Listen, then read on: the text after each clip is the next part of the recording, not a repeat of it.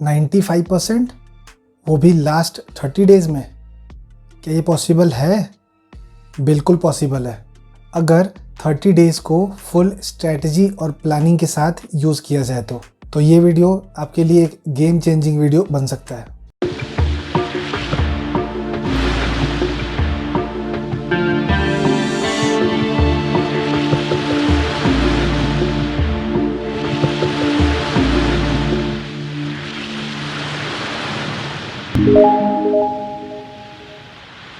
Hello students, welcome to your own channel self study adda with Avinash. आज मैं आपके लिए लास्ट 30 डेज स्ट्रैटेजी लेकर के आया हूँ कि कैसे आप एक महीने में पूरा सिलेबस अपने क्लास 10th का या फिर 12th का ख़त्म कर सकते। इस वीडियो में मैंने डे वाइज आपको 30 डेज तक कैसे पढ़ना है इसकी स्ट्रैटेजी बताई है। तो वीडियो की सेटिंग 480 पिक्सल्स या फिर उससे ऊपर कर लें और वीडियो को स्किप बिल्कुल ना करें। हर एक पॉइंट काफ़ी इंपॉर्टेंट है, तो एंड तक देखना बहुत ही ज़्यादा ज़रूरी है। 30 डेज स्ट्रैटेजी बनाने के लिए सबसे पहले कुछ इम्पॉर्टेंट बातों का ख्याल रखना बहुत ज़रूरी है। पहले उन बातों को डिस्कस कर लेते हैं।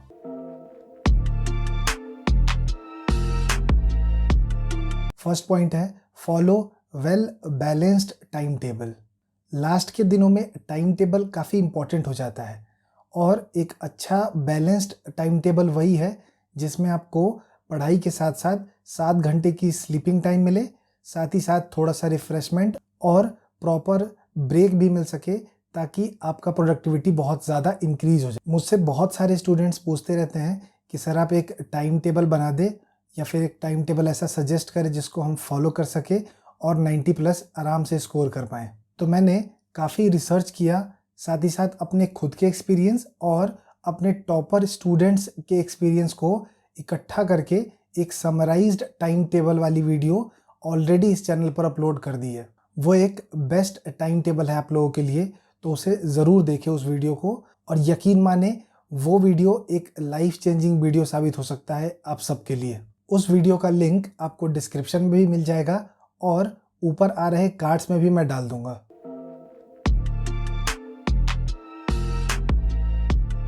स्ट्रैटेजी बनाने के लिए दूसरी जो सबसे इम्पॉर्टेंट बात है वो है स्टे मोटिवेटेड एंड पॉजिटिव।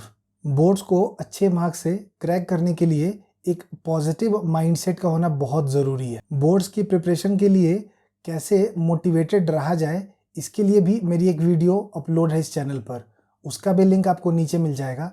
उस वीडियो में मैंने 10 सीक्रेट्स भी शेयर किए हुए हैं जो टॉपर्स यूज़ करते हैं। उन टिप्स और सीक्रेट्स को मैंने काफ़ी डिटेल में एक्सप्लेन किया हुआ है, वो भी वीडियो आप लोग ज़रूर चेकआउट करें, काफ़ी इंपॉर्टेंट है आप लोगों के लिए। तीसरी स्ट्रैटेजी है कि do not restrict yourself to study only one subject in a day. मतलब आपको सिर्फ एक ही सब्जेक्ट्स पूरे दिन लेकर के नहीं बैठना है, बिल्कुल भी। कम से कम 2 सब्जेक्ट्स इन अ डे आपको करना ही है, जिसमें एक सब्जेक्ट फिक्स रहेगा जो कि मैथ्स होगा और दूसरा सब्जेक्ट हम उसको डेली चेंज करते रहेंगे। इस दूसरे सब्जेक्ट के लिए हर बच्चा अपने तरीके से इसको मॉडिफाई कर सकता है कि वो मैथ्स के साथ कौन कौन सा सब्जेक्ट किस दिन पढ़ना चाहता है।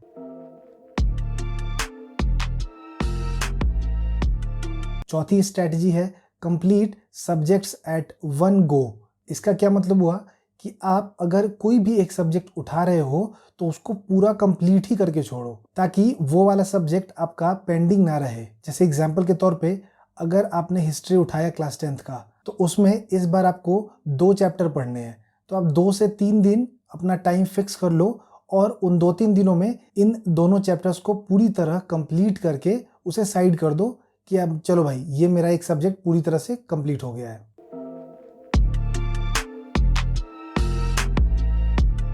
पांचवी स्ट्रेटजी है use of sample paper and previous years papers. जिस भी सब्जेक्ट का जो भी चैप्टर आप उठाओ, उसको कंप्लीट करने के बाद उस चैप्टर के प्रीवियस ईयर्स पेपर्स और सैंपल पेपर्स जरूर लगाओ। उस चैप्टर के कुछ लॉन्ग क्वेश्चन आंसर्स, कुछ MCQs, कुछ 1 मार्कर्स एंड कुछ शॉर्ट आंसर टाइप क्वेश्चंस, इन सबको लर्न भी करते चलो साथ के साथ ही। अब कुछ लोगों के दिमाग में ये क्वेश्चन आना चाहिए कि सर अगर मान लो कि मैंने हिस्ट्री का चैप्टर 1 कंप्लीट कर लिया, तो अब इस चैप्टर से ही रिलेटेड सिर्फ प्रीवियस ईयर्स पेपर मुझे कैसे मिलेंगे? क्योंकि अगर मैं पुराने कोई भी सीबीएसई के पेपर उठाता हूँ तो उसमें कंप्लीट एसएसटी पूछा होता है। अब मैं हिस्ट्री का ही फर्स्ट चैप्टर कैसे ढूंढूंगा, और ऐसे ढूंढते ढूंढते तो काफ़ी समय चला जाएगा। तो बिल्कुल सही बात है। तो इसके लिए हमें हेल्प लेना पड़ेगा ऐसे बुक्स की जो chapter wise previous years paper बनाते हैं। तो अब इन लास्ट के दिनों में आप सबके पास एक क्वेश्चन बैंक होना चाहिए जिसमें chapter wise previous years papers लगे हों, ताकि आप जब भी कोई चैप्टर रिवाइज करें, कंप्लीट करें, तो साथ ही साथ आप वो देख लें उसमें कि मैं इस चैप्टर के सारे पुराने सवाल सॉल्व कर पा रहा हूँ या नहीं। तो मार्केट में कई सारी बुक्स आती हैं जो चैप्टर वाइज क्वेश्चन बैंक देते हैं। मुझे पर्सनली उस्वाल का काफ़ी पसंद है। बाकी आपको जो पसंद आए, जो अच्छा लगे आपको पढ़ के, आप उसे खरीद।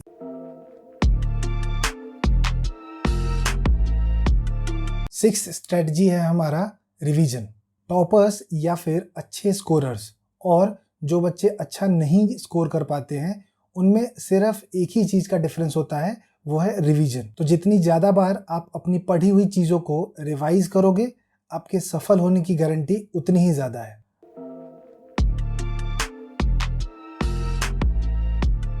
अब एट लास्ट हमारी 7वीं स्ट्रेटजी है टाइम डिवीजन।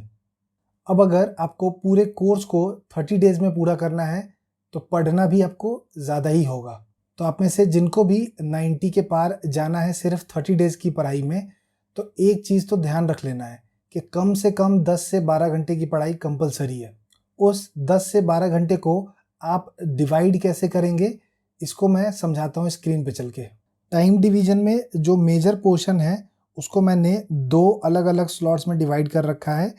एक है हमारा स्लॉट मैथ्स का और दूसरा है नॉन मैथ सब्जेक्ट्स का, यानी कि साइंस, एसएसटी, इंग्लिश और हिंदी का। मैथ्स वाले स्लॉट का ड्यूरेशन है 3 घंटे का, जबकि नॉन मैथ्स वाले सब्जेक्ट्स का ड्यूरेशन है 5 घंटे का डेली। 3 आवर वाले मैथ्स के स्लॉट में आपको 2 घंटे चैप्टर को लगाने हैं, प्लस साथ में 1 घंटा प्रीवियस ईयर्स पेपर, उस्वाल या फिर उस जैसी चैप्टर वाइज क्वेश्चन बैंक वाली बुक से लगाने हैं आपको। और जो नॉन मैथ सब्जेक्ट्स हैं जैसे कि साइंस और एसएसटी, जिसका स्लॉट है 5 घंटे का, इस 5 घंटे में आपको चैप्टर का जो समरी है उसको भी याद करना है और इम्पॉर्टेंट क्वेश्चन जो प्रीवियस ईयर्स में आ रखे हैं उसको भी अच्छे से लर्न करना है। हर सब्जेक्ट का जो लास्ट डे होगा हमारा, उसमें हम लगाने वाले हैं सैम्पल पेपर।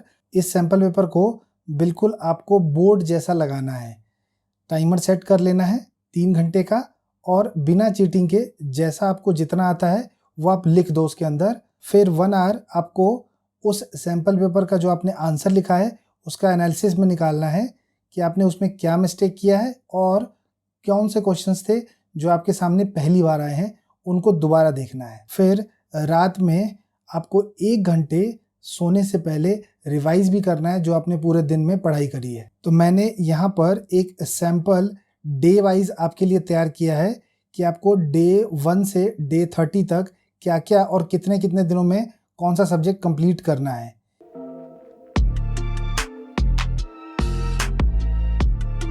ये हर बच्चे के कैपेबिलिटी पे डिपेंड करता है। अगर मैंने किसी सब्जेक्ट को 2 या 3 दिन दिया है और अगर वो आपका जल्दी हो जाता है तो आप उसे जल्दी भी कंप्लीट कर सकते हो। ज़रूरी नहीं है कि जितने मैंने लिख दिए हैं आपको उतने ही देने हैं। मैंने आपको एक रेफरेंस स्ट्रेटजी दिया है, आप इसको मॉडिफाई अपने नीड्स और रिक्वायरमेंट के अकॉर्डिंग ज़रूर कर लेना। मैंने टोटल 4 कॉलम बनाया है, जिसमें फर्स्ट में मैंने लिखा है डेज, सेकेंड कॉलम है हमारा नॉन मैथ सब्जेक्ट्स वाले का यानी कि 5 आवर स्लॉट का, मैथ स्लॉट का यानी कि 3 आवर वाले सेशन का, और चौथा कॉलम में मैंने बताया है आपको कि सैंपल पेपर आपको किस दिन किस सब्जेक्ट का लगाना है। चलिए अब बात करते हैं डे 1, 2 और 3। ये 3 दिन आपको लगाना है एसएसटी, और एसएसटी में भी आप पढ़ रहे होगे हिस्ट्री। तो आपको 3 दिन के अंदर 2 चैप्टर हिस्ट्री के कंप्लीट कर लेने हैं, और इन तीनों दिन आप मैथ्स वाले स्लॉट में मैथ्स लगा रहे होंगे। डे 3 में आप एसएसटी का एक सैंपल पेपर लगाओगे बिल्कुल बोर्ड्स वाले स्टाइल में। इस तरीके से हमारा हिस्ट्री कंप्लीट हो जाएगा, उसे हम साइड रख देंगे। फिर अब हम उठाएंगे बायोलॉजी। बायोलॉजी के लिए हम देने वाले हैं 4 डेज। तो डे 4, 5, 6 और 7 ये हमारा रहा बायो का दिन। हम इन 4 दिनों में पूरी बायो फिनिश करेंगे, प्लस इन 4 दिनों में हम डेली 3 आवर मैथ्स के स्लॉट में मैथ्स भी कर रहे होंगे। फिर नंबर आता है डे 7 में सैम्पल पेपर देने का।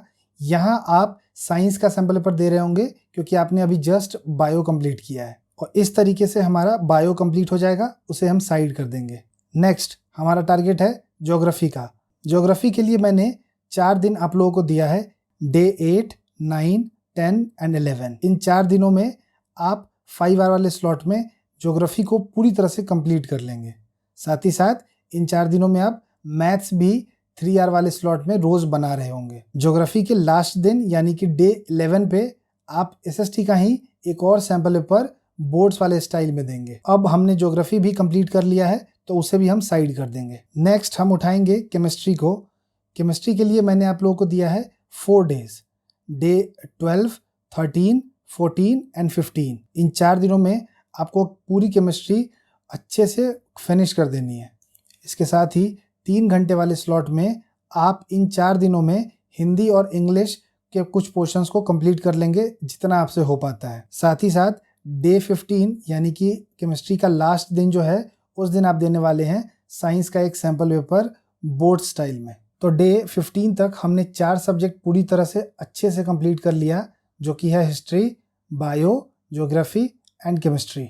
अब हमारा आ चुका है डे 16, 17, 18, 19 एंड 20। ये 5 दिन मैंने आपको दिया है इंग्लिश के लिए। इन 5 दिनों में आप राइटिंग, ग्रामर, लिटरेचर पूरी तरह से अच्छे से फिनिश करने की कोशिश करेंगे। इन 5 दिनों में आप 3 घंटे वाले स्लॉट में आप मैथ्स और हिंदी दोनों को साथ साथ पढ़ेंगे।